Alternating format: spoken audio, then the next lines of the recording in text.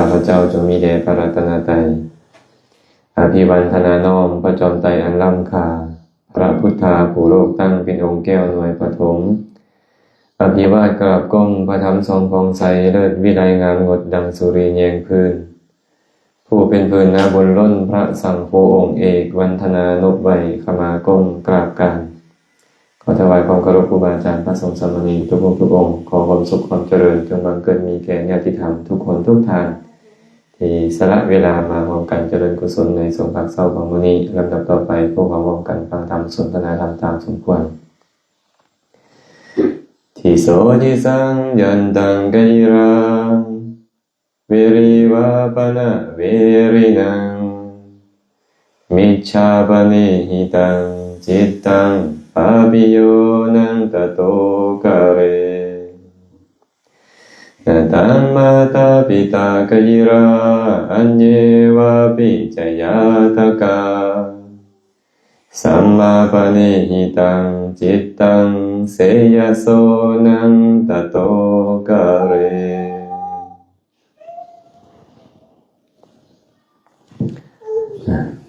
เอามือลงก่อนก็ได้มาปักเสียงไหนก็ต้องฟังธรรมมาราธอนการหาได้ยากเนาะอาตมาเห็น2บอลที่ไปแล้วนี่มาฟังธรรมกันเลยก็คือปากลายกับปากเส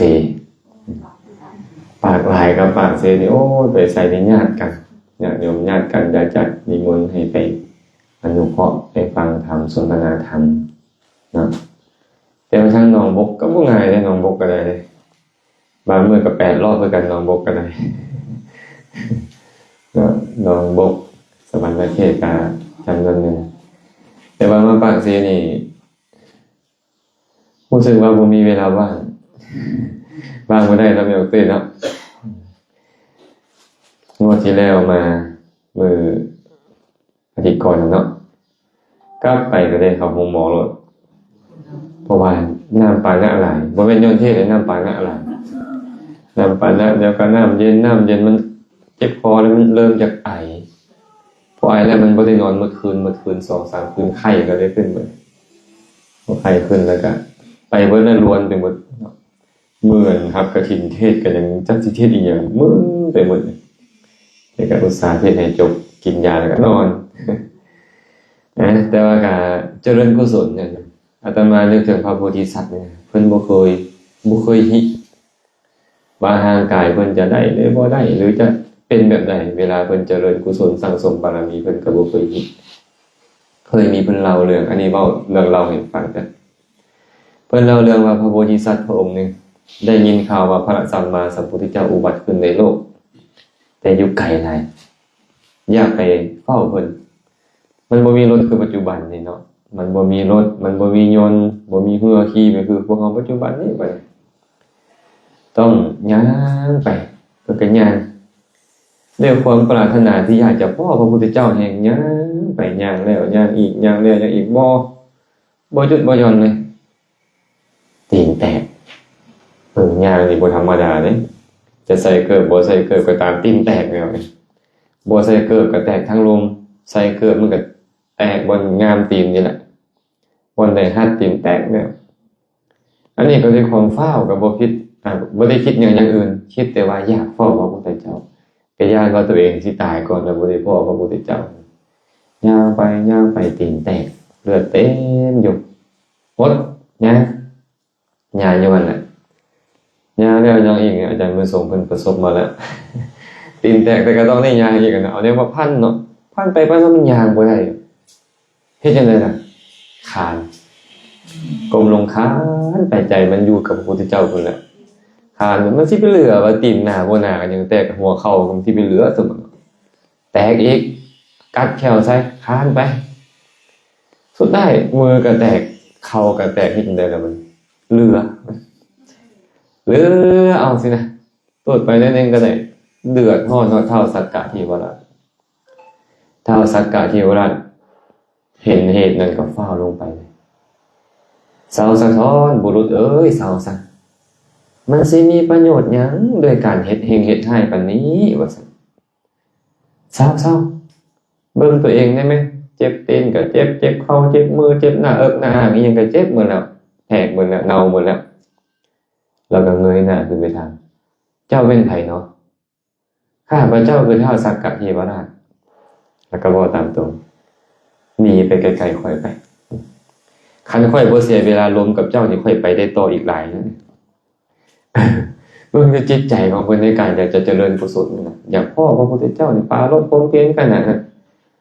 พวกเขาคือกันแล้วเนาะพวกเขาคือกันบ่ได้เสียเพิ่นดอกอันเฮามาอดฟังธรรมอดสนทนาธรรมอดแสดงธรรมนี่นะมันถือว่าเป็นเรื่องเล็กน้อยเมื่อเทียบกับเพิ่นที่เพิ่นเสียสละเบิ่งดูเนี่ยเพิ่นสร้างบารมีเพื่ออยากเข้าใกล้พระพุทธเจ้าบ่ได้เห็นกะยานะค่อยๆเข้าใกล้พระพุทธเจ้านะเดี๋ยวนี้คันพวกเขานี่ไปได้โดดนะตีนเริ่มท้องนิดนึงโอ้ยยาแล้วเห็นบ่แต่เพิ่นบ่สนจนมาท้าวสักกะมาขอห้องให้เสาเพิ่นยังไล่หนีครับคันค่อยบ่รวมกับคนพาลคือเจ้านี่นะค่อยไปไกลกว่านี้นะเจ้านี่อันธพาลเด้อเนี่ยมาคัดกรองค่อยบ่อยากให้ค่อยไปหาพระพุทธเจ้าไปไกลๆค่อยคนพาลนี่นะเฮาก็อาจจะบ่ได้ถึงขนาดนั้นดอกแต่ว่าการเสียสละมาร่วมกันเจริญกุศลถือเป็นเรื่องที่พระศาสดาของพวกเราบนป่าลบมาอย่างมหาศาลและเป็นไอดอลของพวกเราเป็นแบบอย่างให้กับพวกเราเนาะในการน่าอนุโมทนากับญาติธรรมทั้งหลายเมื่อกี้นี้ได้ส่วนคาถาหนึ่งขึ้นมากล่าวให้ฟังคาถานี้มีปรากฏอยู่ทางในพุทธกานิกายธรรมบทและกันในพุทธกานิกายอุทานมีเรื่องราวเกิดขึ้นสมัยหนึ่งพระผู้มีพระภาคเจ้านี่เสด็จดำเนินไปสู่ชนบทองค์ก็ย่างไปพร้อมด้วยพระสงฆ์หมู่ใหญ่พอเสด็จไปแล้วมีพราหมณ์คนหนึ่งเป็นเศรษฐีแต่ว่าบ่อยากให้คนอื่นรู้ว่าตัวเองนี่มีทรัพย์ก็เลยปลอมตัวไปเป็นคนใช้ของเศรษฐีอีกเทื่อนึงคันเขารู้ว่ามีทรัพย์แล้วเขาจะเก็บสวยเก็บหยังเก็บภาษีเพิ่นนั่นนะเพิ่นบ่อยากให้เขารู้เพิ่นก็เลยเฮ็ดตัวเองให้เหมือนกับคนทุกข์ยากรับจ้างเลี้ยงวัวเลี้ยงควายให้กับเศรษฐีสินะแล้วก็มีทรัพย์สมบัติอยู่หั่นน่ะพระผู้มีพระภาคเจ้าก็แวะลงข้างทางเราเห็นพระพุทธเจ้าพร้อมด้วยพระสงฆ์ไปพักอยู่ข้างทางอยู่ใต้โฮมไม้ก็เข้าไปเฝ้ากราบถวายบังคมพระผู้มีพระภาคเจ้าก็แสดงธรรมให้ฟังอนุปุพพีกถาอนุปุพพีกถาคือหยังอนุปุพพีกถาแปลว่าคำเว้าที่เว้าไปโดยลำดับธรรมะที่แสดงไปโดยลำดับขึ้นต้นจากทานเว้าเรื่องทานเรื่องอานิสงส์ของทานแล้วจึงไต่เต้าขึ้นไปลำดับของศีลก็เว้าเรื่องโอ้ทานก็ยังมีอานิสงส์น้อยกว่าศีลเด้อศีลที่บุคคลรักษาดีแล้วเป็นแบบนี้มีอานิสงส์แบบนั้นเกื้อกูลแก่ธรรมเบื้องสูงแบบนี้แต่ก็ว่าอานิสงส์ของการรักษาศีลของการให้ทานนี่ตื้มแบบเป็นเหตุให้เข้าถึงความเป็นเทวดาได้เสวยทิพยสมบัติเครื่องอลังการทั้งหลายอารมณ์ที่น่าปรารถนาทั้งมวลแต่ก็ยังบ่วายที่จะแสดงความเป็นโทษของกามคุณก็เลยแสดงอาทินวกถาให้เห็นความเสื่อมทรามเหตุให้คนเฮ็ดความบ่ดีเหตุให้เขาถึงอบายทุกขติวินิบาตย้อนกามคุณแล้วการแสดงเนคขมมานิสังสารในลำดับต่อไปอานิสงส์ของการออกจากกามเนาะดำริออกจากกามคิดออกจากกามคุณนะสุดท้ายพระองค์รู้ว่าเรานี่ใจแจ่มซื่นนะก็ค่อยแสดงอริยสัจสี่ให้เราฟังแล้วก็บรรลุธรรมนับเป็นพระโสดาบันนิมนต์ให้พระสัมมาสัมพุทธเจ้าไปเฮือนพระพุทธเจ้าพร้อมด้วยพระสงฆ์ก็ไปเฮือนของเราก็ถวายทานเหียบห้อยต้อนรับอย่างดีถวายทานอย่างดีพระผู้มีพระภาคเจ้ารับทานก็แสดงธรรมคาถาให้เราฟังตามสมควรแก่อัธยาศัยด้วยกันออกไปเราก็ย่างไปส่งพระพุทธเจ้าเหมือนกันก็คือพ่อพงอยู่แล้วเนาะอันนี้บ่ได้ย่างเลยขี่รถมาส่งอันนี้ก็เพิ่นก็จับบาตรนะจับบาตรพระพุทธเจ้าแล้วก็ตามไปส่งพอตามไปส่งฮอดบนที่พอสมควรแล้วเพิ่นก็กลับมอบบาตรให้พระพุทธเจ้าแล้วก็กลับ ในขณะที่เรากำลังกลับมาครูเวรของเรานั่นแหละคนที่สั่งเราเนี่ยก็เลยเอาธนูมายิงเราตายอยู่กลางทาง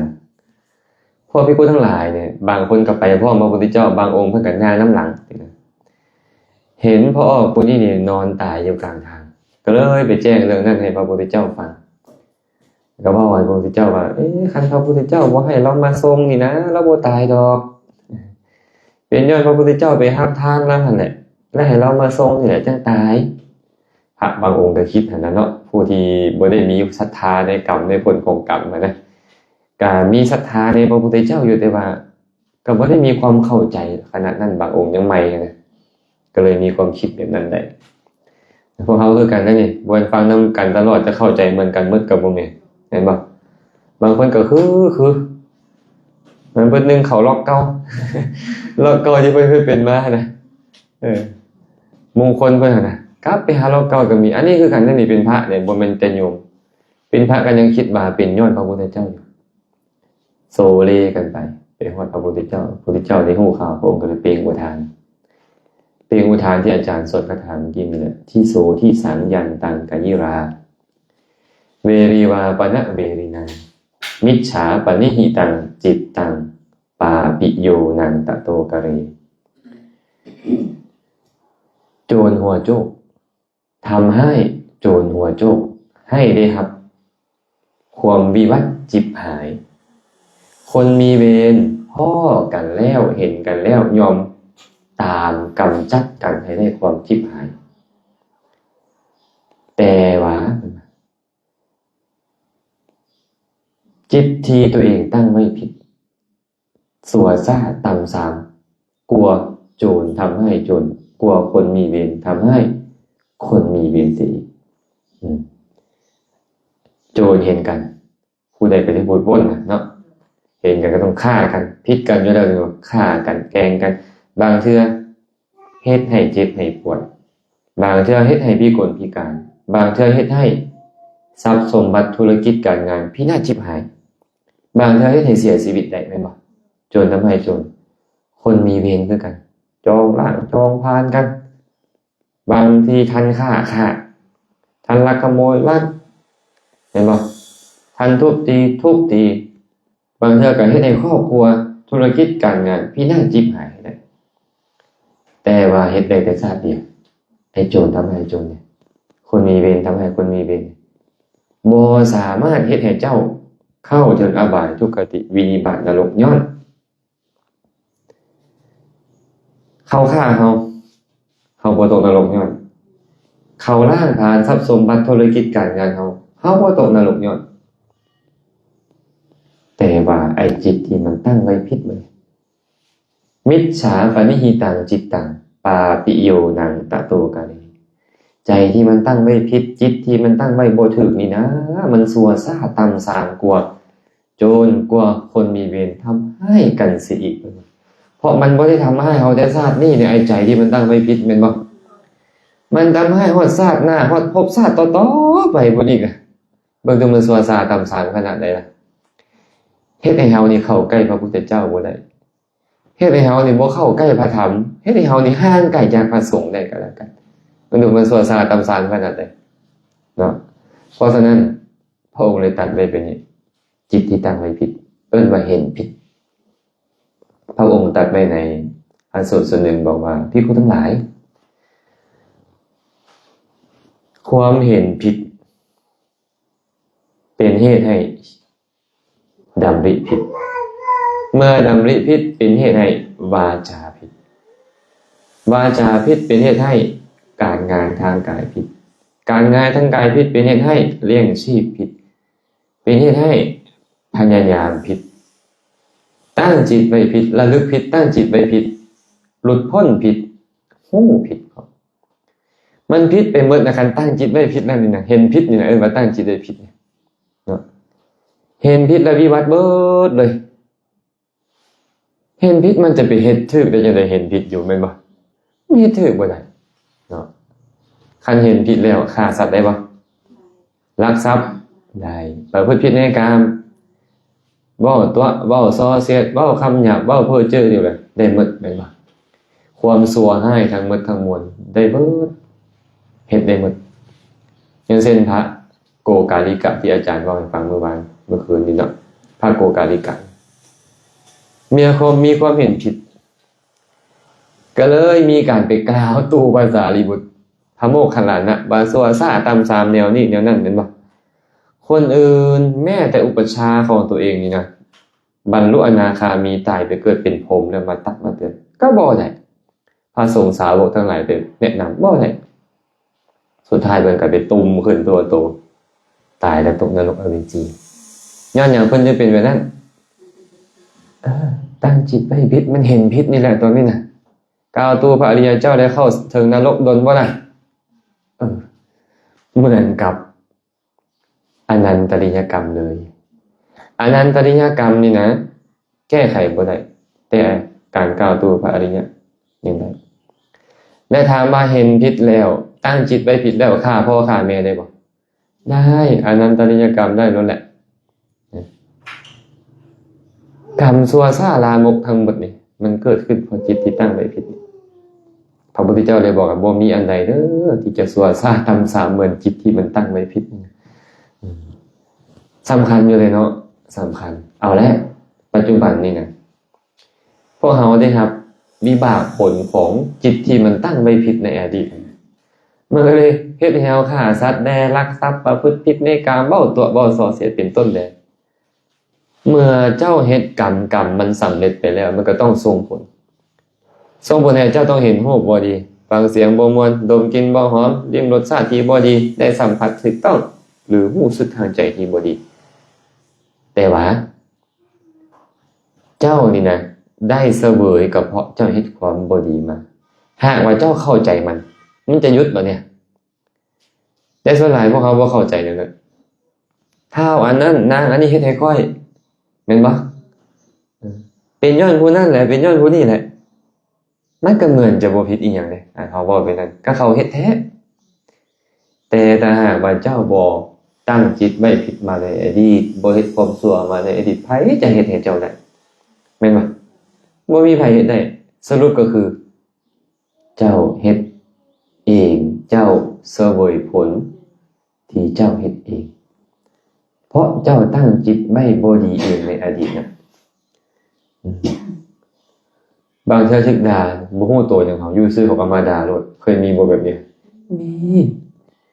อ้าวเจ้ามาเว้าให้ข่อยเฮ็ดอีหยังนางอันนี้ข่อยคือบ่ได้เฮ็ดหยัง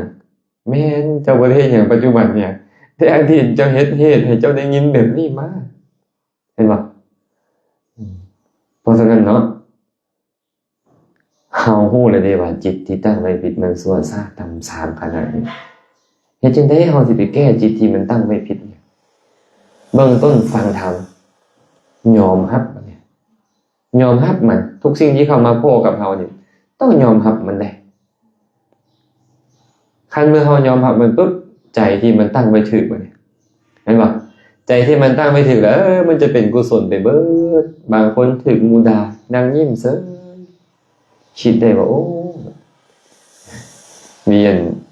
พ่อนึงก็ยังหนุ่มๆน้อยๆดอกไปเรียนอภิธรรมนำอาจารย์ชื่อว่ามังกรเพิ่นอายุประมาณ4-5นี่บ่ไปเรียนเพิ่นเป็นคนฉลาดนะเพิ่นบอกว่าโอ้ยแต่ก่อนเนี่ยอาจารย์เอ้ยเขาขี่รถพาไฟแดงเขาเลยด่าแล้วนะนี่นะด่าเลยว่าซั่นนี่เดี๋ยวนี้มันใครขึ้นเขาเลยเริ่มยอมรับมันพอสอนกับเจ้าเลยนะว่ามันเป็นเพียงธรรมชาติเป็นผลของความบ่ดีเจ้าอยากพ่อบ่อยากพ่อมันก็ต้องพ่อทีเพิ่นก็เล่าให้ฟังไปมันจับได้ไวขึ้นว่าซั่นใส่ใจมีมื้อนึงเพิ่นไปตีกอล์ฟเพิ่นเป็นคนมีได้หั่นนะเพิ่นก็ไปเล่นกอล์ฟตีกอล์ฟปรากฏว่าตีมันก็คือว่าบ่ได้ดังใจมื้อนั้นก็ได้ตีเลยเวลาเลยนึงพนักงานเก็บลูกกอล์ฟเก็บไว้ให้เพิ่นเลยไปจมจักมันตีพ่อตีแม่เพิ่นยังขออภัยเด้ออันนี้เว้าตามที่เพิ่นเว้ากะเดกะดอบ่ฮู้เวลาเพิ่นได้ย่างไปได้ยินเขาด่าเพิ่นน่ะเพิ่นเลยว้าเพิ่นว่าคือจังเนาะอยากเอาไม้กอล์ฟไปตีปากกระบาดโดยบัดเอาไป คือได้อ๋อ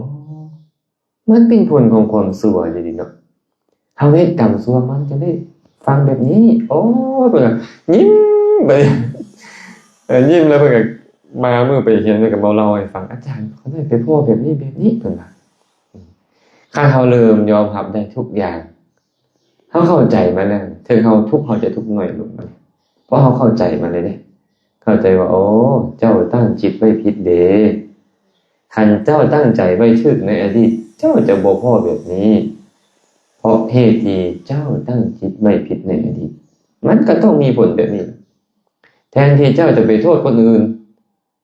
แต่เจ้ากลับมาฮู้ตัวมันเป็นโทษของเขาเองและเจ้าอยากพ้ออยู่บ่ล่ะอันวิบากผลแบบเนี้ยคันเมื่อบ่อยากพ้อเจ้าก็ต้องนั่งตั้งจิตไว้ชอบและการตั้งจิตไว้ชอบผู้ใดมาเฮ็ดให้เฮาบ่นี่เทวดาบ่พ่อแม่บ่ญาติกาวงศาบ่หรือว่าสมณพราหมณ์รูปใดจะเฮ็ดให้เฮาตั้งจิตชอบบ่มีแม้แต่พระพุทธเจ้าก็ยังบอกอาขาตาโรตถาคตาตุมเหหิกิจจังอาตัปปังแม่นบ่เฮาตถาคตเป็นเพียงผู้บอกเท่านั้นเด้อส่วนความเพียรเผากิเลสความเพียรในการตั้งจิตไว้ชอบนี่นะเป็นเรื่องของพวกเจ้าทั้งหลายเองแหละเป็นเรื่องของพวกเขาต้องเฮ็ดเองบางเทื่อพวกเขานี่ก็ได้ยินได้ฟังมาถูกอยู่ดอกเนาะแต่บางเทื่อมันก็ไปแล้วไปตั้งจิตไว้ผิดแล้วบึดเดียวนึงได้นี่นะมันไปได้แหละเฮาก็เลยต้องฟังเรื่อยๆเอามาใส่ใจเรื่อยๆฟังเรื่อยๆเอามาใส่ใจเรื่อยๆเฮาเอิ้นว่าปฏิบัติอันนี้เอิ้นว่าปฏิบัติมวยปฏิบัติต้องไปเข้าอยู่ห้องกรรมฐานอยู่ผู้เดียวขณะนั้นกันยังบ่มีทุกเวลาคือการปฏิบัติแต่ได้กายวิเวกได้ดีบ่ดีเนาะแต่หากกายวิเวกใจมันบ่วิเวกมีค่าทำเก่าเลยแต่ว่ากายวิเวกนี่มันดีมันเป็นเหตุให้จิตตวิเวกเกิดขึ้นเมื่อฮู้ไปนี่แหละเอาผู้ใดก็เฮ็ดให้เฮาบ่ได้เฮาต้องเฮ็ดเองแม่นบ่พระผู้มีพระภาคเจ้าก็เลยตรัสคาถาต่อไปว่านะตังมาตาปิตากยิราอัญเยวาปิจยาตกาสัมมาปณิหิตังจิตตังเสยโสนังตะโตกะเรมารดาบิดากะตังญาติกาวงศากะตังอัญเยวาปิจยาตกาญาติกาวงศาเราอื่นกะตังเฮ็ดให้เจ้าบ่ได้เฮ็ดสิ่งนี้ให้เจ้าบ่ได้สัมมาปณิหิตังจิตตังเสยโสนังตะโตกะเรแต่จิตที่เจ้าตั้งไว้ชอบแล้วยอมเฮ็ดให้เจ้าเป็นผู้ประเสริฐได้พ่อสิ่งที่ประเสริฐเป็นผู้ประเสริฐได้พ่อแม่นี่นะเอาแหละบางคนอาจจะเกิดในตระกูลสูงส่งเจ้าฟ้ามหากษัตริย์เศรษฐีมหาราชาหรือว่าเกิดในตระกูลที่มั่งคั่งไปด้วยทรัพย์พ่อแม่อาจจะมอบสิ่งนั้นให้เขาได้เป็นบ่แต่ป้องกันเขาจากนรกบ่ได้นำเขาไปประดิษฐานอยู่สวรรค์บ่ได้เฮ็ดให้เขาบรรลุมรรคผลนิพพานบ่ได้ฌานอภิญญาอีหยังคนอื่นเฮ็ดให้เขาบ่ได้เลยพระพุทธเจ้าจึงบอกว่าจิตที่เจ้าตั้งไว้ชอบได้คันตั้งไว้ชอบแล้วนี่นะกุศลเราอื่นจะเกิดขึ้นได้ทานก็เกิดขึ้นได้ศีลก็เกิดขึ้นได้ภาวนาก็เกิดขึ้นได้แม่นบ่การเข้าถึงสุคติโลกสวรรค์เป็นเรื่องที่เจ้าตั้งจิตไว้ชอบเองบ่แม่นแต่สามัญเจ้าเป็นพระพุทธเจ้าก็ได้หากเจ้าตั้งจิตไว้ชอบแม่นบ่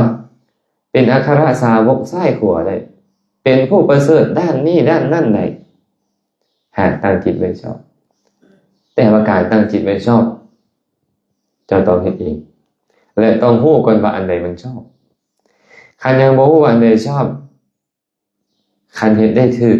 ก็ชื่อว่าฟุกเนาะถือว่าฟุกคันฮู้แล้วว่าอันนี้มันชอบอันนี้บ่ชอบวันนี้มันจะหลีกสิ่งที่บ่ชอบเฮ็ดในสิ่งที่ชอบคือพวกเฮานี่แหละเป็นหยังคือต้องมนต์ครูบาอาจารย์มากันแนวตึกฟังมาว่าอะไรล่ะการต้อนรับครูบาอาจารย์เข้าสู่ตระกูลเป็นสิริเป็นมงคลเป็นกุศลเฮาก็เลยตั้งจิตไว้ชอบเพราะมีการฟังเนี่ยมันก็เลยต้องมีการฟังก่อนแต่บางคนฟังแล้วเฮ็ดได้คือมีออกตุ้ยทั้งหมดบ่ก็บ่แม่นบ่บางทีเฮ็ดได้บางทีเฮ็ดบ่ได้ ถูกบ่นี่ก็นั่นแหละเพราะฉะนั้นเนาะพวกเขาก็เลยต้องฟังเฮ็ดได้หรือบ่ได้อย่าเฝ้าให้ฮู้ก่อนคันฮู้แล้วมันจะลืมบ่นี่ลืมไต่เต้าในการเฮ็ดไต่เต้าในการเฮ็ดขึ้นไปเรื่อยๆประโยชน์อื่นๆคือกันเด้อันนี้ยกแต่เรื่องนี้เพราะว่ามาด้วยเหตุนี้ซื่อๆเด้อื่นๆคือกัน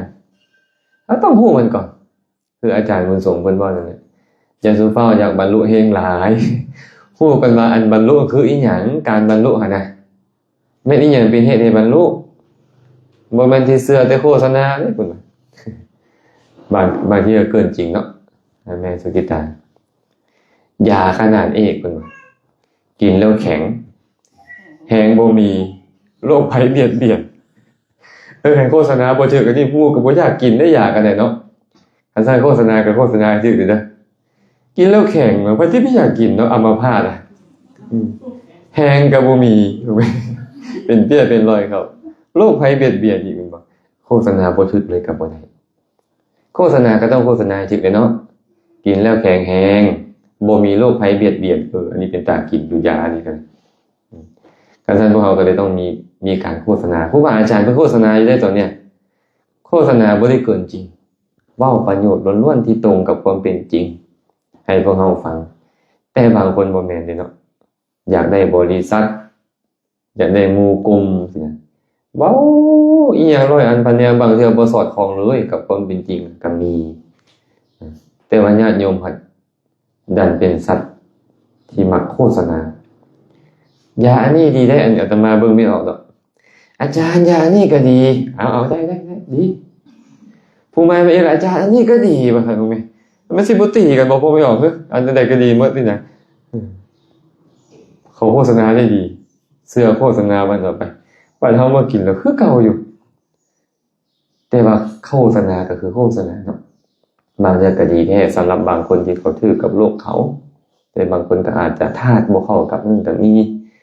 คือเฮาคือกันแหละอานาปานสติดีแต่บ่แน่เด้สำหรับบางคนที่เป็นไม่เบื่อไม่เมากับอานาปานสติมานั่งเบิ่งลมหายใจปึ๊บเจ็บหัวโมงเก้าน้ำลายจะเป็นมาจะใส่ก็เรียกก็เนาะเห็นบ่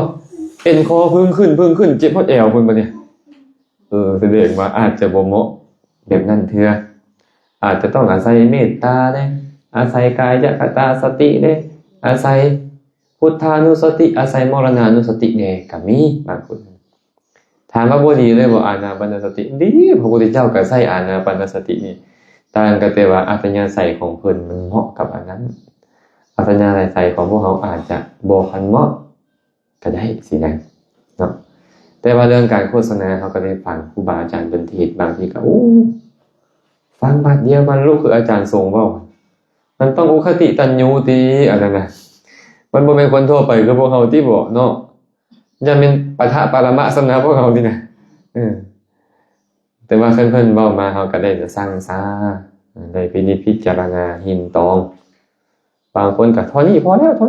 ว่าซั่นบาดพระพุทธเจ้าบอกบ่ควรพอหากอรหัตตมรรคยังบ่เกิดขึ้นบ่คันสันโดษเพิ่นว่าเอาซ้ำนี้พอแล้วเพิ่นเอาซ้ำนี้พอแล้วก็ยังบ่แม่นอยู่เนาะนะฉะนั้นเนาะเฮาฮู้เลยเนาะว่าบ่มีบุคคลใดจะเฮ็ดให้เราตั้งจิตไม่ชอบได้เราต้องตั้งเองเมื่อได้ยินได้ฟังเรื่อยๆฮู้แล้วเข้าใจแล้วเราก็จะได้ควรควรในการพยายามตั้งจิตไว้ชอบแต่ว่าการตั้งจิตไม่ชอบนี่นะมันต้องตั้งแล้วตั้งอีกตั้งแล้วตั้งอีกตั้งเท่าเดียวบ่ได้ตั้งเดียวมันก็ล่มเพราะกำลังของกิเลสนี่มันแห้งตามใดก็ตามเสาเคลื่อน16ศอกของพวกเรามันลงแค่ศอกเดียวนี่นะมันยังบ่คันลงฮอด9ศอกคือเพิ่นน่ะว่า16ศอกมันยังบ่ลงฮอด8ศอกคือเพิ่นน่ะแม่นอย่าฟ้าวต้องขุดต่อขุดฝังอีกเรื่อยๆเห็นบ่ถ้าก็ต้องพยายามตั้งแล้วตั้งอีกตั้งแล้วตั้งอีกตั้งจนคุมของเฮานี่นะคุมเสาเขื่อนนี่มันเลิกลงไปในทีแท้ๆมันจะบ่หวั่นไหวบ่ขวนแขนเพราะเฮาก็เลยต้องตั้งมื้อนี้แล้วบ่พอเด้เดี๋ยวต้องตั้งใหม่ต้องตั้งใหม่อยู่เรื่อยๆเพราะว่าเฮาตั้งแนวบ่ดีมาดนแล้วแม่นบ่เฮาตั้งตัวบ่ชอบมันมาเฮงแท้เฮงว่าเฮงแท้เฮงว่าแล้วนะ อันนี้ก็มาสั่งสมกันนี่แหละมาสั่งสมการตั้งจิตไม่ชอบกันเก็บเบ็ดผสมน้อยไปฟังครูบาอาจารย์องค์นี้แด่องค์ไม่แด่นั่นแหละแล้วก็มาสมเทียบมาสั่งสาสมัยก่อนอาจารย์มักฟังธรรมมักฟังอาจารย์ทรงพกมักฟังอาจารย์คึกฤทธิ์เนาะแต่ก่อนเนาะใหม่ๆนะใหม่ๆฟังอาจารย์สมวัดนันทิโกก็ฟังไปอาจารย์ก็ไม่ได้ฟังหลายองค์เลยฟัง2-3 องค์แต่หู้หลังจากหู้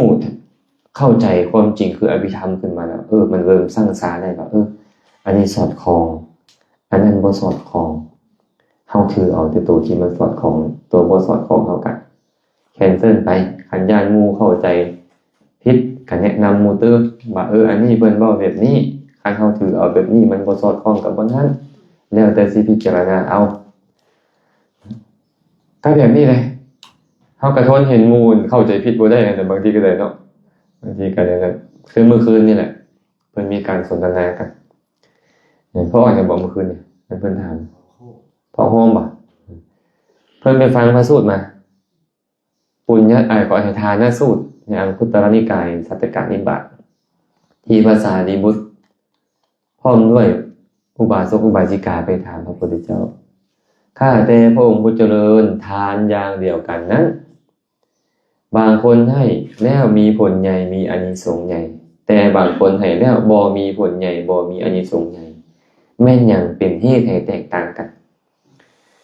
พระพุทธเจ้าก็ไล่มาบัดนี้เนาะให้ทานหวังผลสร้างสมเพื่อเสวยผลของมันเป็นเหตุให้ไปเกิดในจาตูมแต่ต้องกลับมา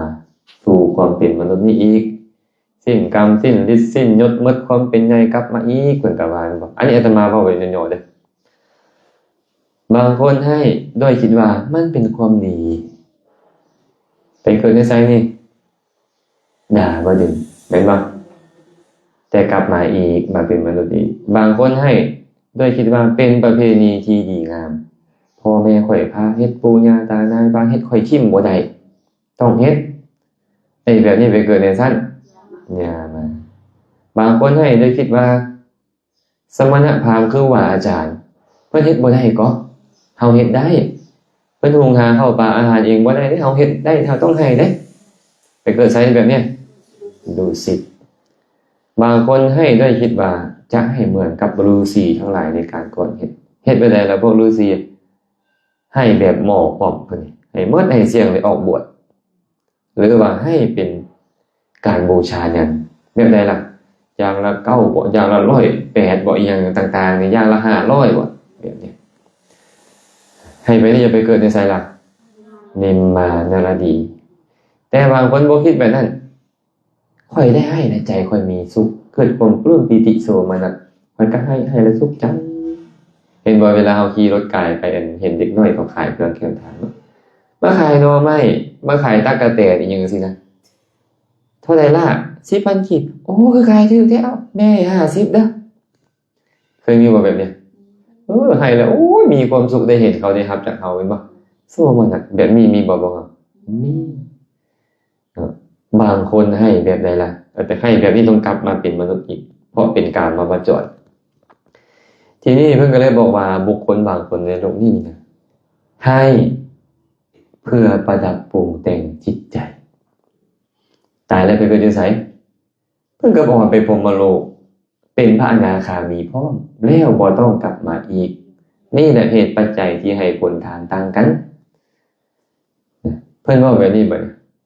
เวลาเฮาไปอ่านพระสูตรก็แม่นเด้นี่พระพุทธเจ้าเว้าไว้แท้ให้ทานเป็นพระอนาคามีพอเพิ่นก็เลยถามว่าแม่นบ่อาจารย์ให้ทานแล้วเป็นอนาคามีให้ทานแล้วไปเกิดเป็นพรหมเนี่ยเราไปย้อนสติบ่เราก็เลยถามมาเนาะอาจารย์ก็เลยบอกว่าพ่อต้องเข้าใจแบบนี้ก่อนการเข้าถึงสุคตินี่นะมันเป็นกำลังของศีลของการมาวจรกุศลมันบ่แม่นรูปวจรกุศลการจะเข้าถึงพรหมโลกได้นี่มันต้องเป็นรูปาวจรอรูปาวจรกุศลว่าฌานมันยังพาไปเกิดได้มันยังพาไปเกิดได้และการให้ทานเป็นอนาคามีได้บ่ได้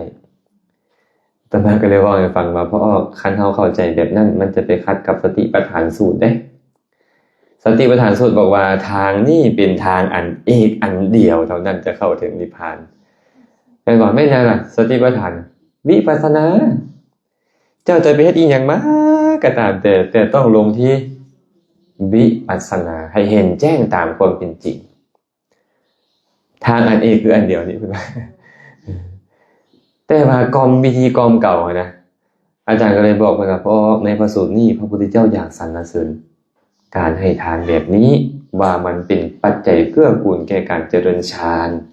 เป็นปัจจัยเกื้อกูลแก่การเจริญวิปัสสนาเท่านั้นบ่ได้หมายความว่าให้ทานแล้วจะเป็นพระอนาคามีได้อะไรแบบบ่ได้หมายความว่าจังซั่นเนาะเป็นหยังพระพุทธเจ้าจึงเว้าให้อนาคามีล่ะเพราะเพิ่นกำลังเว้าเรื่องของการเกิดเข้าใจป่ะพระอรหันต์มียังเกิดอีกบ่บ่ทั้งที่การเจริญจาคานุสตินี่เป็นปัจจัยให้บรรลุอรหันต์ได้เลยพระพุทธเจ้าว่าอย่างนี้จาคานุสติเนี่ยเป็นธรรมอย่างหนึ่งที่เจริญแล้วเฮ็ดให้ยังลงถึงความสิ้นอาสวะมีความสิ้นอาสวะเป็นที่สุดแม่นอย่างละสิ้นอาสวะกอรหันตมรรคสิ้นอาสวะนี่นะแต่ว่าจาคานุสตินี่นะเป็นสมถะซื่อๆบ่แม่นการหลุดพ้นได้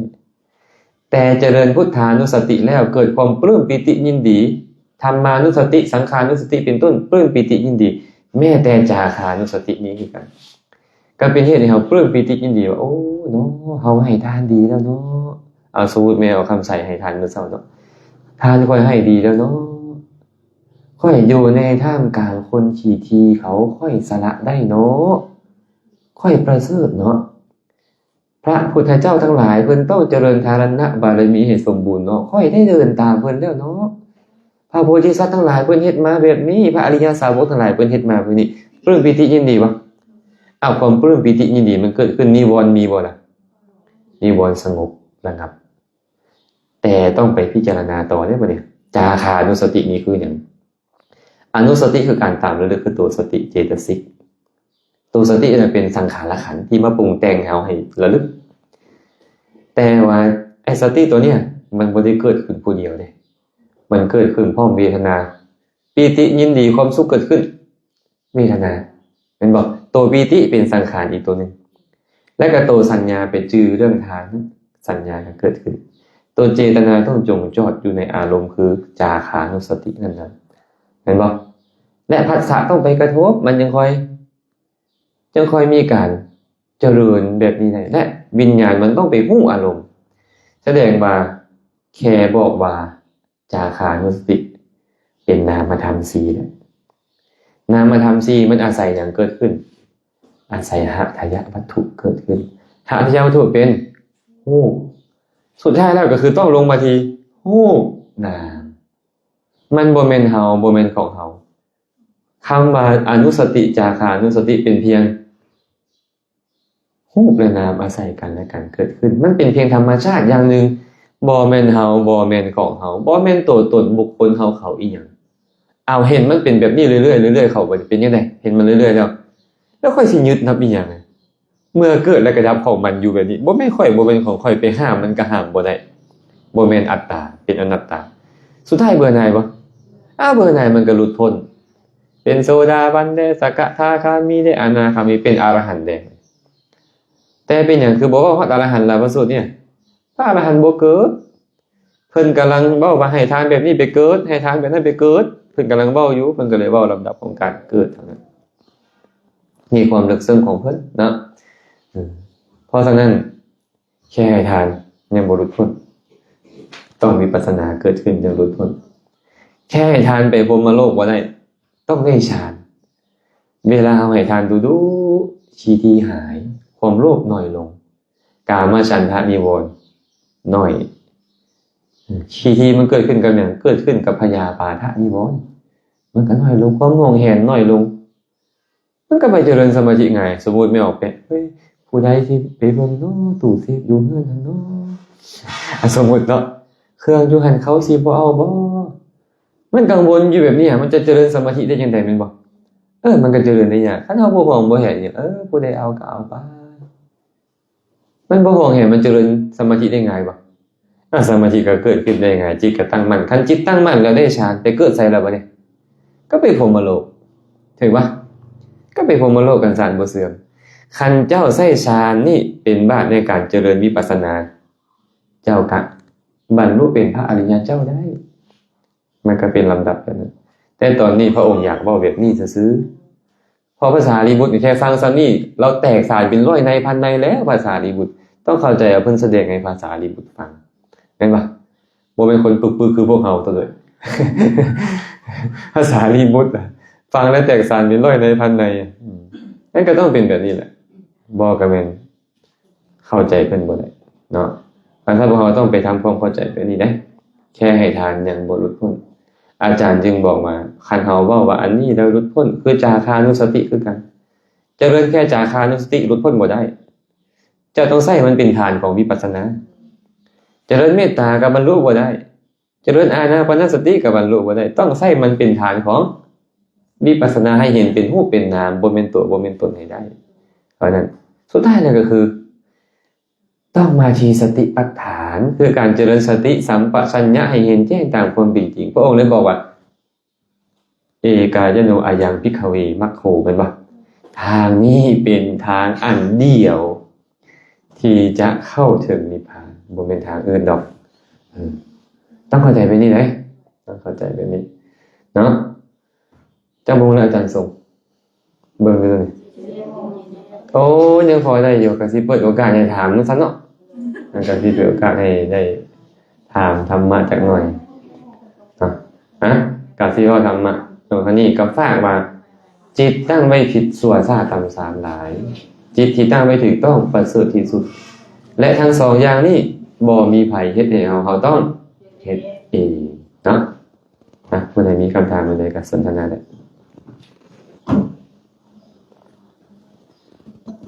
ถามได้หมดเวลาเด้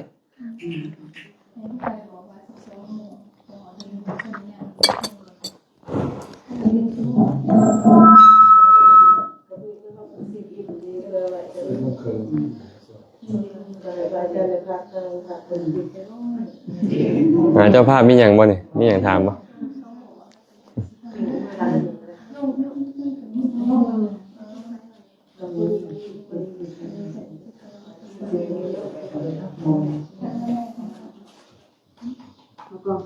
เขาก็อยากให้คนพักผ่อน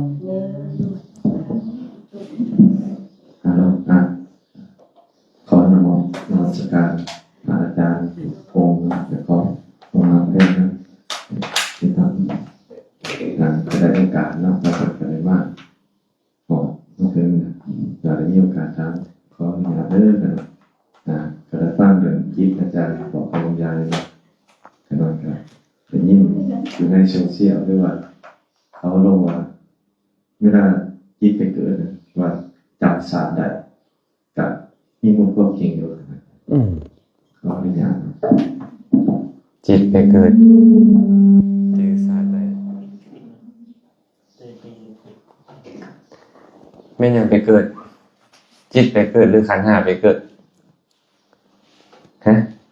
เดี๋ยวเซียนจิตไปเกิดหรือขันธ์ห้าไปเกิดอาจารย์บุญส่งจะได้ก็ต้องจัดคอร์สแหละขนาดว่ากันแล้วนี่มีไอ้อย่างที่เกิดไม่ไอ้อย่างที่ดับอ่ะมีแต่ขันธ์ห้าแต่ว่ายกจิตเป็นประธานแต่ความจริงนะจิตบ่ไปอันเดียวเป็นบ่ภาษาติบ่ว่าจิตเวียนว่ายเป็นบ่ความจริงแล้วจิตหรือขันธ์ห้าเวียนว่ายที่พระองค์ถามนี่ก็คือยกจิตมาเป็นประธานถามมาเกิดแล้วระลึกชาติได้บ่เป็นเรื่องธรรมดาไอ้ระลึกบ่ได้เรื่องบ่ธรรมดาตายไปเกิดเป็นเพศนี่ฮู้หมดพี่น้องมีผู้ใดได้อยากได้ส่วนบุญเห็นบ่ตายไปเกิดเป็นเทวดาค่อยมาเกิดนี่ได้จังได๋ฮู้หมดพี่น้องตัวเองอยู่ไสบ่ได้เฮ็ดอีหยังมาพร้อมจะมาเกิดระลึกได้บ่ไปนี่ระลึกแต่ความเป็นมนุษย์นี่นะมันต่างเพราะเกิดแล้วมันต้องอยู่ในท้องของ8-9 เดือนมันเกิดมาแล้วมันเริ่มมีนิวรธรรมเข้ามาเท่านั้นไอ้นิวรธรรมเฮ็ดให้ระลึกอีหยังบ่ได้โด ดยเฉพาะเกิดออกมาแล้วบัดนี้ตอนอยู่ในท้องมันยังทับแต่ธรรมารมณ์เนาะบัดเกิดออกมาแล้วตาก็มีหูก็สมบูรณ์ดังกิรสชาติอีหยังมาอายตนะภายในครบถ้วนอายตนะภายนอกก็มากระทบกันก็เริ่มคิดนำเรื่องนี้เรื่องนั้นเรื่องนี้เรื่องนั้นอย่าเล่าตั้งแต่ชาติแล้วเลยไปร่วมงานอะไรบ่เมื่อกี้งานแมวคำใส่บ่กินข้าวจะคำนี่บ่ต้องเว้าฮอดดอกประสาทแล้วเลยเจอมือนี่ให้มันแล้วนี่นะแม่นบ่ย้อนหยังอ๋อนี่บ่ละธรรมมันกุมลุมเฮาไปคิดเรื่องนี้ไปคิดเรื่องนั้นตอนยังน้อยมันบ่ค่อยคิดหลายบางเทื่อมันลมผู้เดียวมันเห็นผีเห็นหมู่ระลึกชาติได้เข้ามาเป็นบ่เด็กน้อยบางคนเกิดมาอายุ 7-8 ปีระลึกชาติได้ว่าค่อยเคยอยู่บ่นี่ค่อยเคยอยู่บ่นั่นได้แต่พอใหญ่ขึ้นมาลืมหมดพระพุทธเจ้าจึงบอกว่าเหตุให้หลงลืมนี่นะแม่นหยังคือนิวรณ์ธรรมนี่เพิ่นเอาแค่สาธยายก็จริงเด้เป็นหยังมนต์ที่สาธยายมามันจึงเลอะเลือนจึงหลงลืมพระพุทธเจ้าก็บอกว่านิวรณธรรม5นี่นะมันเป็นเหตุให้เลอะเลือนให้สติบ่ระลึกได้การระลึกได้คือตัวสติเด้แต่ว่าสติมันเกิดขึ้นบ่ได้เพราะนิวรณธรรมเบียดเบียนมันหลายเข้าเดี๋ยวก็สิจืดพอบ่ให้ก็บ่ได้บางคนจะเป็นไผเพิ่นไปถามพ่อเพิ่นอัลไซเมอร์กินแม่คือกันเนาะกินข้าวเลยบ่แม่ยังหาก็ล้างมือแล้วออกมาจากพาเข้าหาก็ล้างมือแล้วลูกมาถามกินข้าวเลยบ่แม่ยังว่าซั่นเป็นหยังคือเป็นจังซั่นอารมณ์มันมาหลายตั้งสติบ่ได้ตามอารมณ์ไปเบิดมันก็เลยเป็นเหตุเป็นอย่างนี้ถามว่าเป็นไปได้บ่ก็ต้องบอกเป็นได้แล้วแต่กำลังของสติของไผคันกำลังของสติดีก็ระลึกได้ดีกำลังสติระลึกได้บ่ดีก็บ่ได้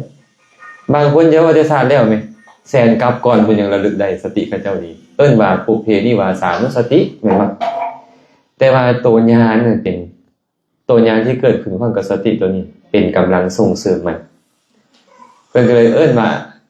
ปุเพนิวาสานุสติญาณเน้นไปที่ญาณแต่ว่าตัวสติก็เป็นตัวไประลึกพระพุทธเจ้าเลยเนาะอยากระลึกสันใดก็ระลึกได้ไหมวะเพื่อกำลังของสติเป็นหลายพอเข้าใจเนาะมีอย่างอื่นอีกป่ะ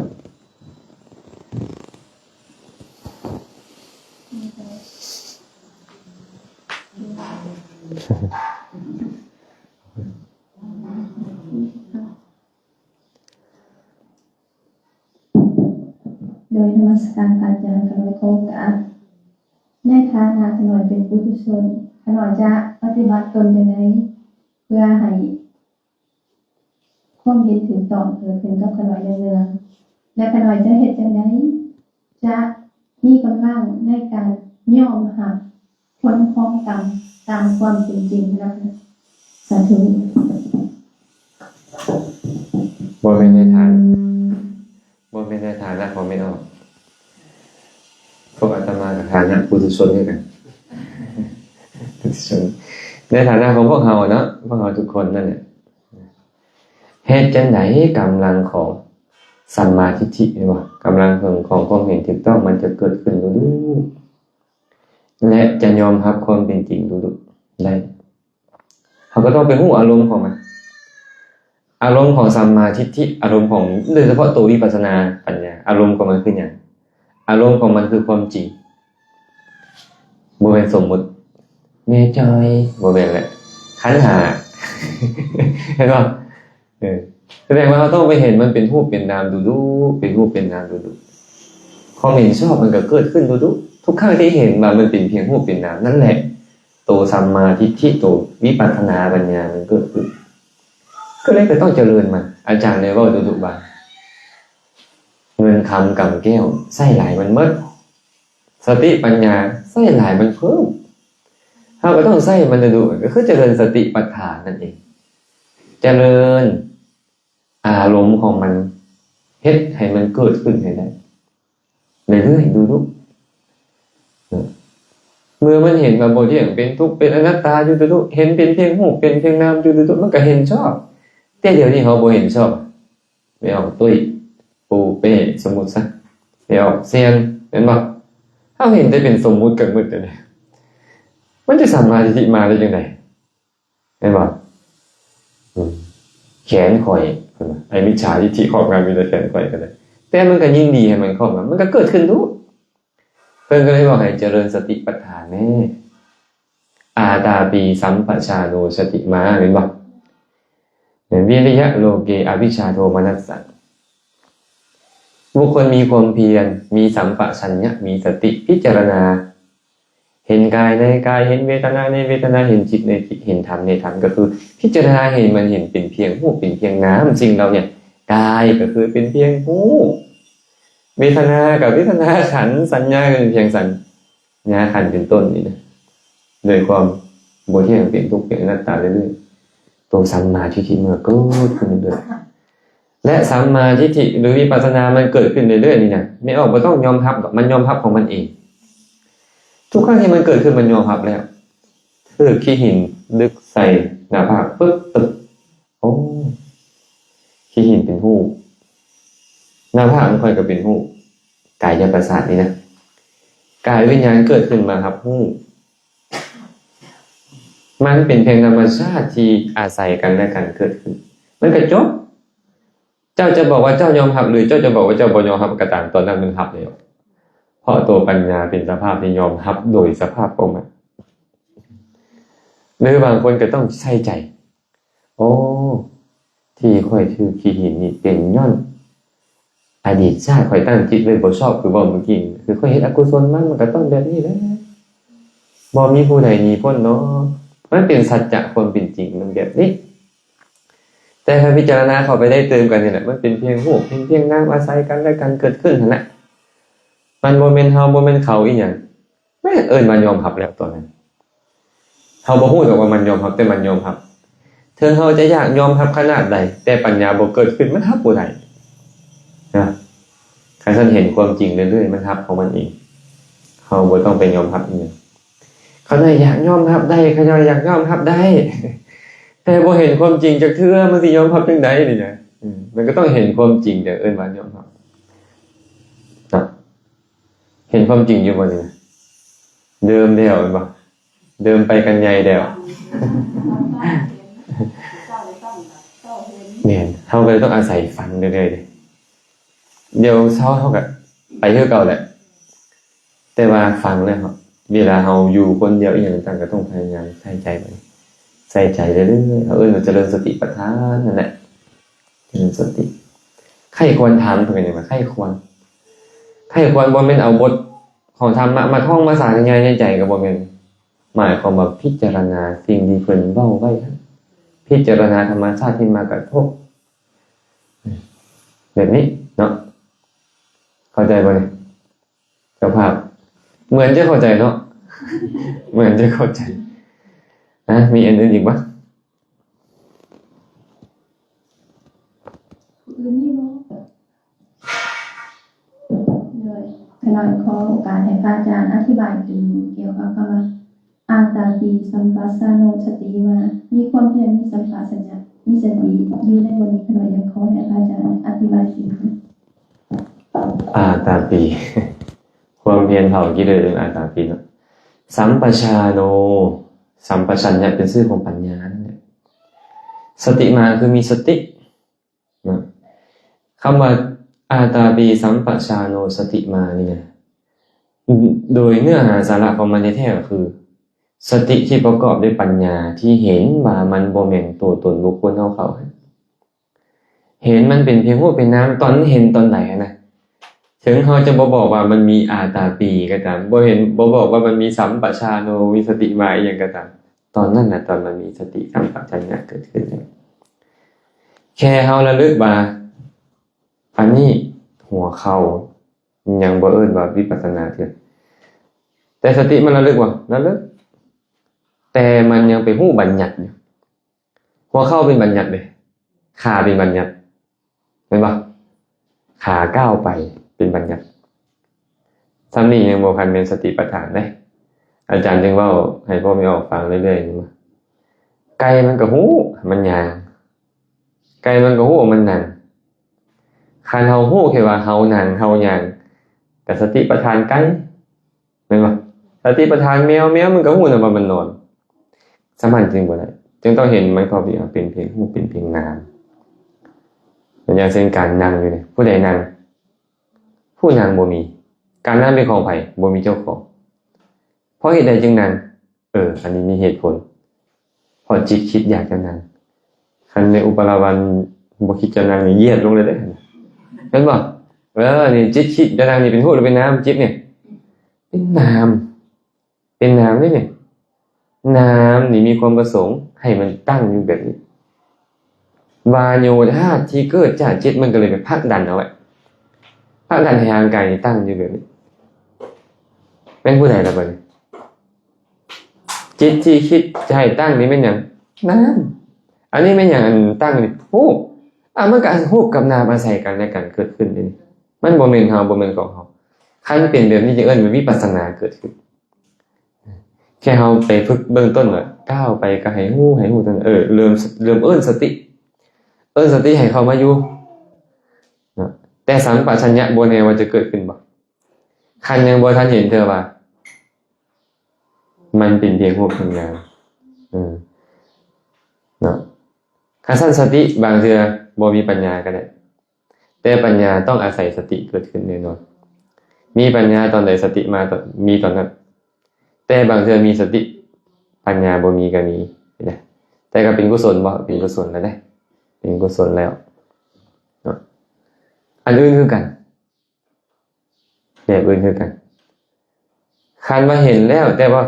ความเจิดข้านมารังควรทีนมิทะมาเป็นจังได๋กหายเจ้าก็ต้องมีอาตาพีขึ้นมาเพียรนะตามเพิ่มกำลังดีแล้วปัญญามันเห็นแจ้งตามเพิ่มกำลังเห็นเรื่อยว่าอาตาพีพอเข้าใจแล้วแม่นางมาที่หลังหมู่แม่คำไพเข้าใจปะ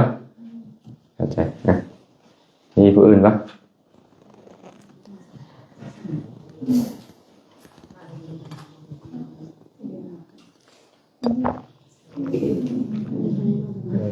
ตรงนี้ภาพมันจะภาพนี่ซึ้ง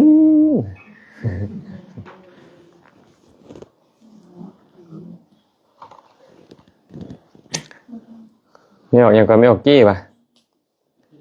มีป่ะมีคำถามป่ะ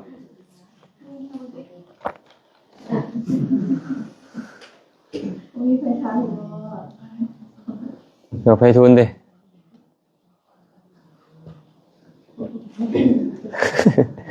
บ่จักสิถามสงสัยได้แต่บ่จักสิถาม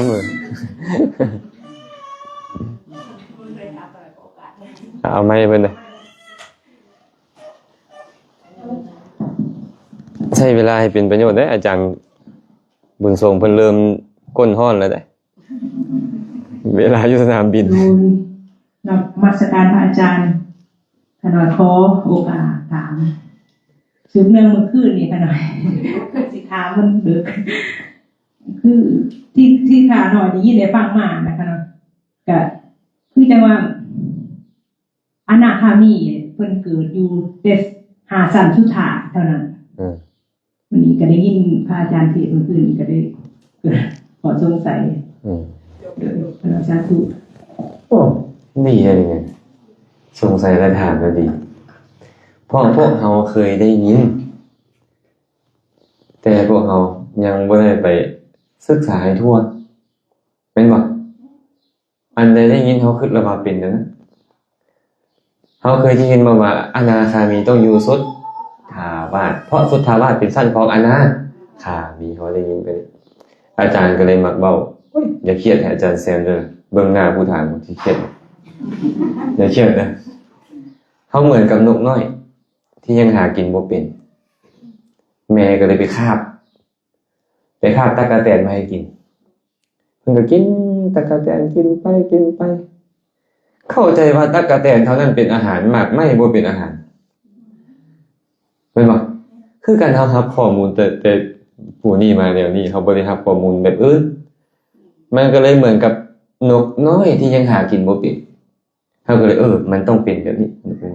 นี่ที่แม่คำไพเพิ่นถามแสดงว่า มันเริ่มได้ยินมาเนี่ยข้อมูลที่แตกต่างแล้วเขาต้องเข้าใจว่า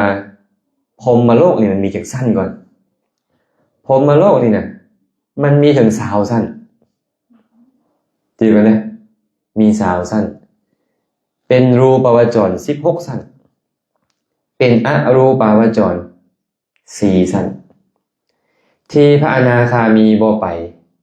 มีสั้นเดียวคืออสัญญีสัตว์อสัญญีสัตว์ที่พระอนาคามีบ่ไปแล้วให้จื้อกันนะจื้อว่าไหมครับไปอสัญญีคืออสัญญาสัตว์สัตว์บ่มีสัญญานะพระอนาคามีบ่ไปแน่นอนเนาะและพระอริยเจ้าอื่นๆก็บ่ไปทีนี้พระอนาคามีไปไสได้ล่ะสั้นที่เหลือไปอีกสั้นหนึ่งคือเพิ่นบ่ไปก็คือเวหัพพาราสั้นเวหัพพารานี่เพิ่นบ่ไปเป็นหยังจึงบ่ไปเดี๋ยวอธิบายเพิ่มคันได้ปฐมฌานเพิ่นเจริญฌานได้ปฐมฌานเพิ่นจะไปสั้นปฐมฌานภูมิเพิ่นเจริญได้ทุติยฌานเพิ่นจะไปสั้นทุติยฌานภูมิเพิ่นเจริญตติยฌานเพิ่นจะไปตติยฌานภูมิบอกให้ฟังเพิ่มก็ได้ปฐมฌานมี3สั้นพรหมปริชัชชาพรหมปุโรหิตามหาพรหมาคันได้ปฐมฌานพระอนาคามีก็ตามไผก็ตามต้องไปเกิดในสั้นนี้ตามกำลังฌานจือเด้อสั้นทุติยฌานบ่เนี่ยปริตตาภา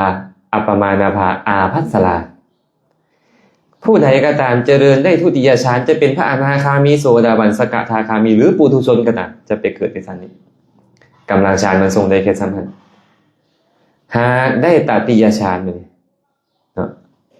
ปริตตสุภาอัปปมาณสุภาสุภกินหาคันได้ตติยฌานเจ้าจะเป็นไผก็ตามเจ้าจะไปเกิดในชั้นนี้ตามกำลังฌาน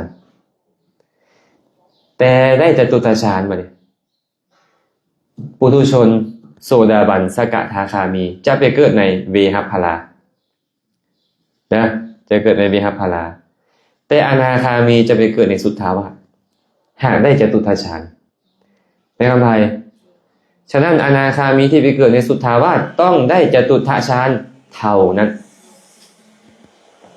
พอไปเกิดบ่แม่นเกิดด้วยอำนาจของอนาคามีอนาคามีตัดการเกิดบ่แม่นอนาคามีให้เกิด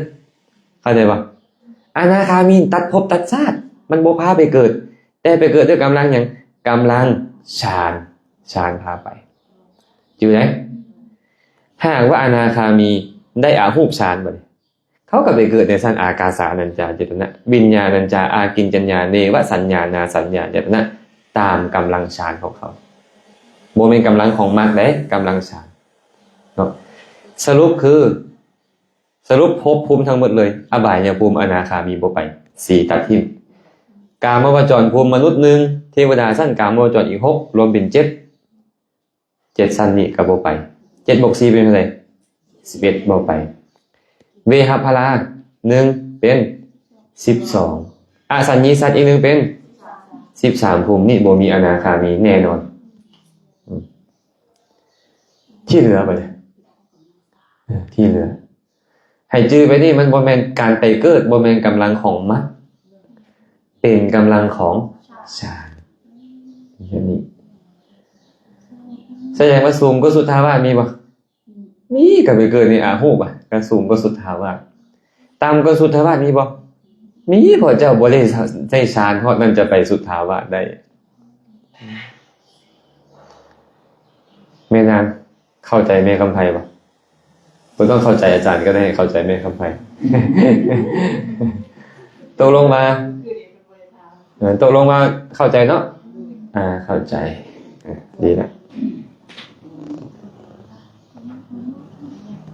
เวลายังเท่าไหร่30 นาที ภาพสุดท้ายอาจารย์ที่ถามเพื่ออะไรเนี่ย ต้องทำสุดท้ายหน่อยเข้าการ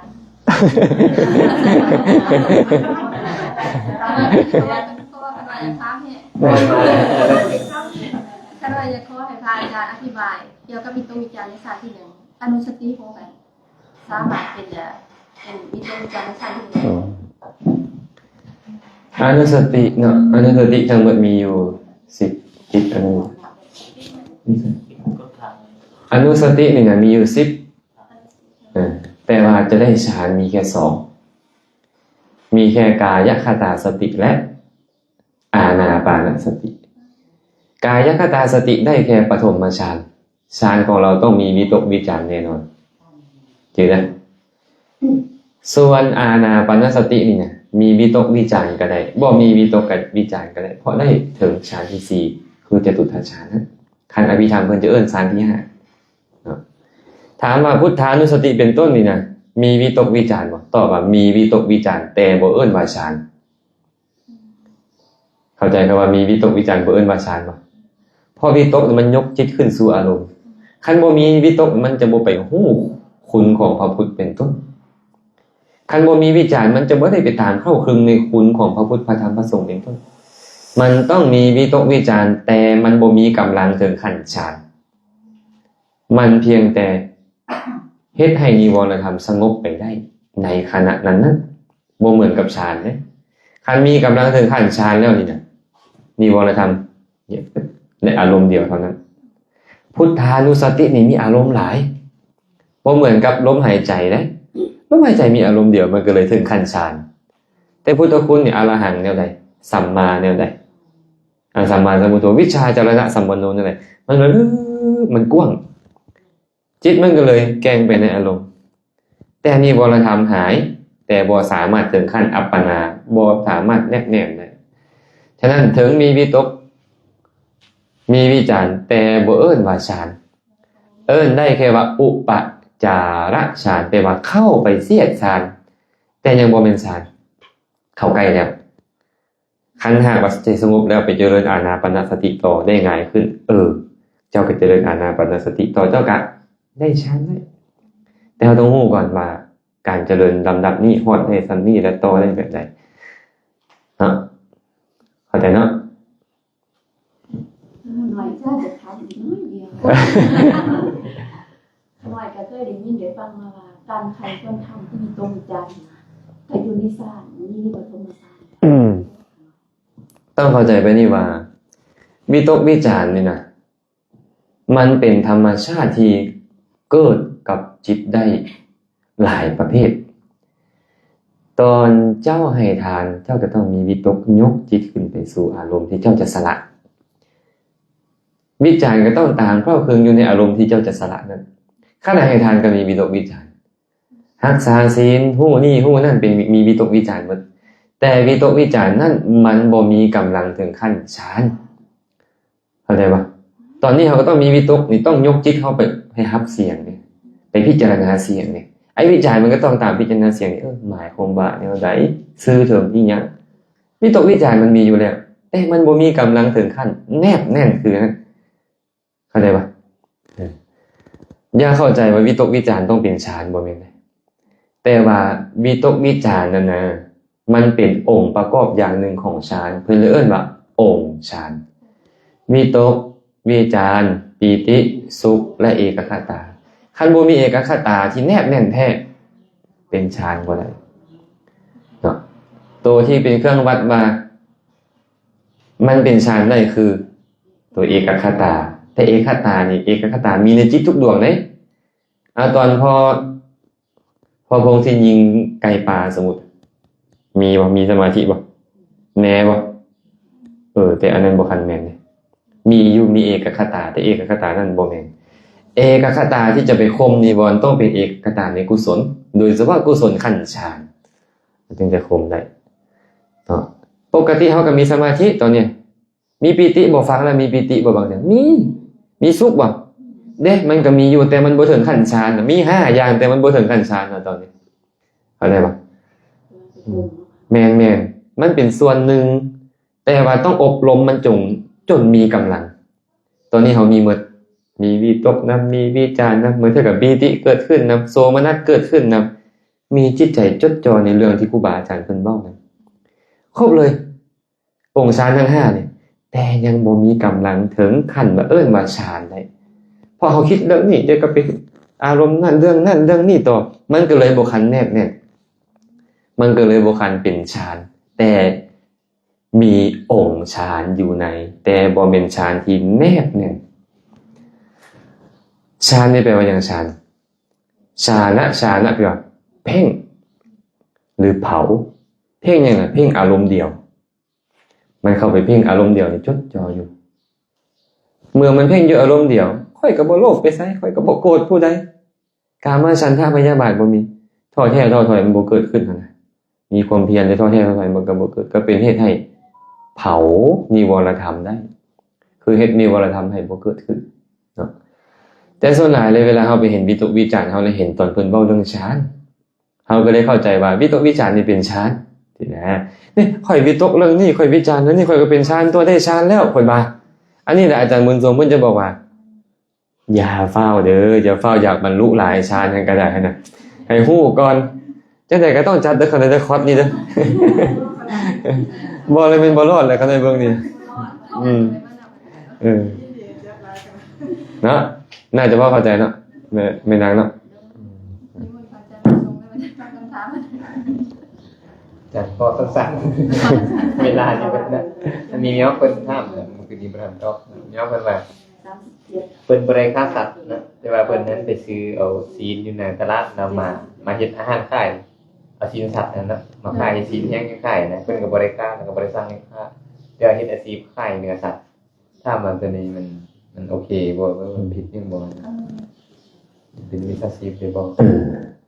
คันหากเว้าเรื่องปาณาติบาตมันบ่มีอยู่แล้วแม่นบ่ปาณาติบาตเกิดขึ้นใน2ทวารกายทวารและวจีทวารถึงพระพุทธเจ้าจะบอกว่าเป็นกายทวารก็จริงนะเป็นกายกรรมก็จริงสังขารก็เป็นปาณาติบาตแต่ว่าเป็นไปโดยส่วนน้อยในการสังขารฉะนั้นเฮาก็บ่เบิ่งว่าเอาสิ้นไปขายนี่นะมันเป็นปาณาติบาตได้บ่ขายเองก็บ่มีสังขารก็บ่มีแสดงว่าตัดทิ้งไปบ่เป็นปาณาติบาตแต่ว่าเรื่องของการเลี้ยงชีพบัดนี้พระสัมมาสัมพุทธเจ้าตรัสพระสูตรหนึ่งในวณิชชสูตรอังคุตรนิกายปัญจการนิบาตพระองค์บอกว่าอาชีพ5ประการนี้อุบาสกบ่ควรประกอบกับรวมอุบาสิกาพร้อม5ประการมีอย่างใด1ค้าขายสัตว์2ค้าขายสิ้น3ค้าขายนสุรา4ค้าขายยาพิษ5ค้าขายสัตว์ตาอาวุธเฮาไปอ่านตัวนี้เด้เพิ่นบอกว่าห้ามค้าขายสิ้นบ่ได้แล้วห้ามค้าขายสิ้นขายสิ้นนี่บ่ได้เพิ่นก็ได้เข้าใจไปนี่เพิ่นก็ได้อธิบายว่าคำว่าค้าขายสัตว์หมายถึงเอามนุษย์ไปขายมนุษย์คำว่าค้าขายสิ้นหมายถึงฆ่าสิ้นไปขายหรือเลี้ยงสัตว์นั้นเอาไปขายเอิ้นว่าค้าขายสิ้นต้องเป็นนี่ได้บ่แม่นการไปซื้อที่เขาเฮ็ดตายมาเรียบร้อยแล้วเขาบ่มีการสั่งบ่มีส่วนเกี่ยวข้องเลยไปซื้อบ่ได้คันสั้นแม่ออกเซียนไปซื้อสิ้นไปถวายพระก็บ่ได้ล่ะติอย่าว่าแต่ขายแม่แม่นบ่แม่นหรือบ่แม่นเอ้าแม่นอยู่เพิ่นว่ามันมีบริบทของการขายบ่ควรเฮ็ดเจ้าไปซื้อเจ้าก็สนับสนุนคือเก่าคันบ่ว่าสิไปขายดอกแม่นบ่คันสั้นบ่แม่นแท้พระพุทธเจ้าก็บอกว่าห้ามโยมนำศีลมาถวายพระเพิ่นก็จะเว้าแล้วแต่บ่มีเนาะขอให้เข้าใจว่าค้าขายศีลหมายถึงเลี้ยงสัตว์ขายศีลฟาร์มโอ้ยมันสิบ่กระทบหมู่บ่ฟาร์มไก่ฟาร์มอีหยังเป็นต้นนี่นะ ขอโทษเด้อคันว่าผิดใจบ่ได้ก็เว้าตามความเป็นจริงให้ฟังเนาะผู้ใดเฮ็ดได้ก็ดีเฮ็ดบ่ได้ก็บ่เป็นหยังเคยมีโยมคนนึงเพิ่นก็เฮ็ดเรื่องฟาร์มหมูเพิ่นก็เอาสิ้นหมูมาถวายเธอเป็น100กิโลพุ่นน่ะเพิ่นก็ถวายก็อนุโมทนาบุญเพิ่นส่วนของบุญก็คือส่วนของบุญส่วนใดที่เป็นธุรกิจของเพิ่นก็เบิ่งเจตนาเพิ่นว่าเบิ่งถ้าเพิ่นก็เจตนาบ่ได้อยากจะฆ่าจะแก่งอันนั้นก็บ่เว้าเรื่องโทษไปเนาะก็เว้าให้ฟังว่าคำว่าขายสัตว์หมายถึงขายชีวิตของมนุษย์คำว่าขายสิ้นคือเลี้ยงสัตว์ขายสิ้นหรือไปสร้างให้เขาฆ่าเพื่อเอาไปขายแบบนี้จังค่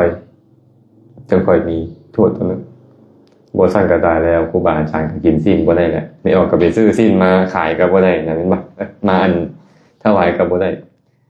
เพราะถ้าหากเจ้าบอกว่าซื้อแล้วเป็นเหตุให้เขาฆ่านี่นะเจ้าจะซื้อเป็นหยังก็ยะจะซื้อไปทิ่มก็ยะแม่นบ่ก็คือซื้อแม่นบ่การซั่นอันนี้ก็เว้าไปนี่แหละเว้าให้พวกเขาเข้าใจนำกันเนาะจะซื้อจะขายคือกันนั่นแหละ บ่แม่นแต่ขายเด้ซื้อก็ผิดเด้คันว่าเฮ็ดเป็นเฮ็ดให้เขาฆ่านะแต่ว่าบ่แม่นพระพุทธเจ้าก็บ่เคยห้ามเรื่องนี้เอาไว้เห็นบ่พระองค์แสดงเรื่องอามขันธสูตรกิเลสในใจมันเป็นกินข้าว